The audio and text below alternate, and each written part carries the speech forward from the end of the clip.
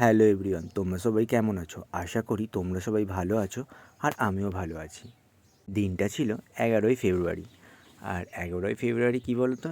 11ই ফেব্রুয়ারি ছিল আমাদের এখানে শীতলা মায়ের স্নানযাত্রা, যেটা শুধু কোনা, শালকিয়া, সিটিআই শুধু এই দিকটাতেই হয়। বলতে পারো এক কথায় এইটা এখানকার সবথেকে বড় ফেস্টিভ্যাল। প্রত্যেক বছর হয়তো টাইম হয়ে ওঠে না যাওয়ার জন্য, কিন্তু ওই মা না চাইলে কোনো দিন কিছু করা যায় না। তাই এবছর মা ডেকেছে, তাই আমরাও গেছি। সত্যি কথা বলতে, কারণ এবছরও সকাল অবধি ভেবেছিলাম হয়তো যেতে পারবো না, কিন্তু হঠাৎ করে আমার একটা বন্ধু ফোন করে বলল 7টার সময় যে যাবি।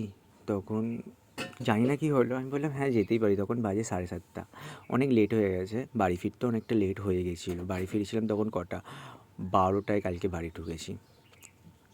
আমরা যখন যাই তখন অনেক ঠাকুরও স্নান করাতে যাচ্ছিলো, আবার স্নান করে বাড়ির দিকে আর যে যার মণ্ডপের দিকেই যাচ্ছিলো, মন্দিরে।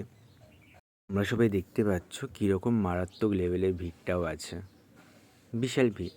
আর এই যে সালকিয়ার সবথেকে বড়, যিনি বড় মা, তার মন্দিরটা, যাকে দেখার জন্য বহু দূর দূর থেকে মানুষ ছুটে আসে তাকে একবার দেখার জন্য। আর আমরাও তাই গেছিলাম মাকে একবার দর্শন করার জন্য। হ্যাঁ, দর্শন তো মায়ের পেয়েছি, সেটাও আছে, দেখতে পাবে তোমরা। কিন্তু তার জন্য আমাদের এত ভিড়ভাট্টা পার করে আমাদের মায়ের দর্শন পেতে হয়েছে। বিশাল লেভেলের ভিড় ছিল। এমন সিচুয়েশান হয়েছিল তখন কি নিজে যাচ্ছি না, মানুষের চাপে চাপে চলে যাচ্ছি, এতটাই ভিড় ছিল, এতটাই ভিড়।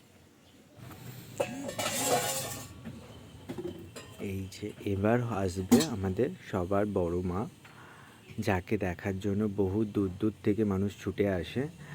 একবার তাকে স্পর্শ করার জন্য বহু দূর দূর থেকে মানুষ ছুটে আসে। ইনি হলো শালকিয়ার রানী মা, বড় মা, সব মা। কি অপূর্ব মায়ের মুখটা, খুব সুন্দর লাগছে। আমি সত্যি কথা বলতে ফার্স্ট টাইম মাকে সামনে থেকে দেখলাম। আগের বছর গেছিলাম, দেখতে পাইনি। আর এই ঠাকুরটাও দেখো কি সুন্দর দেখতে, খুব সুন্দর লাগছে। এবার ভিডিওটা কেমন লাগলো জানিও সব।